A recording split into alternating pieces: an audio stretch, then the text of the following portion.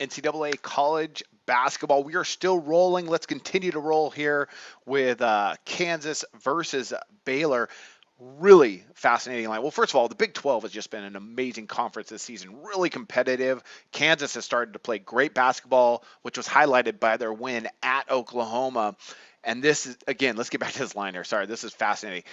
Kansas is favored by 1.5. Now, earlier in the season, they throttled Baylor. I mean, they absolutely crushed them. And now they're coming out as just a 1.5 favorite on the road. I mean, I understand Baylor's won two in a row. Man, that line seems low, and I'm going to back Baylor. I am. There's two reasons why I like it. I think the odds makers have this correct. Baylor is actually better than. How their overall record looks. I think they match up actually pretty well with Kansas. They play well at home. They have won two in a row.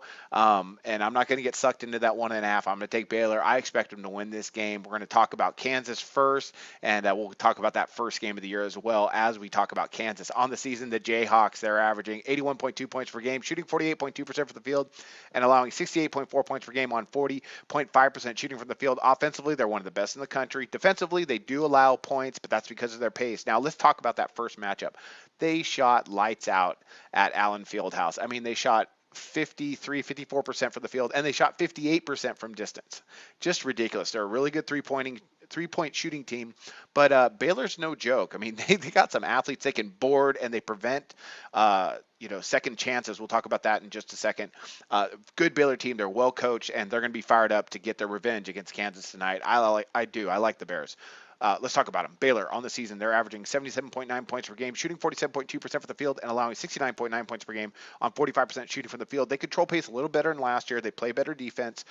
They really hit the boards hard, like I just mentioned. They only allow just under 30 opponent rebounds per game, which ranks third in the country. So they're really solid in not allowing second chances. They're physical, and they can flat out score. They're tough at home. They've won two in a row. I'm going to back them tonight, getting the 1.5 in case there's a last second shot, but I like them to win this game straight up. That's going to be my NCAA pick today, and I wish you guys luck on your picks today.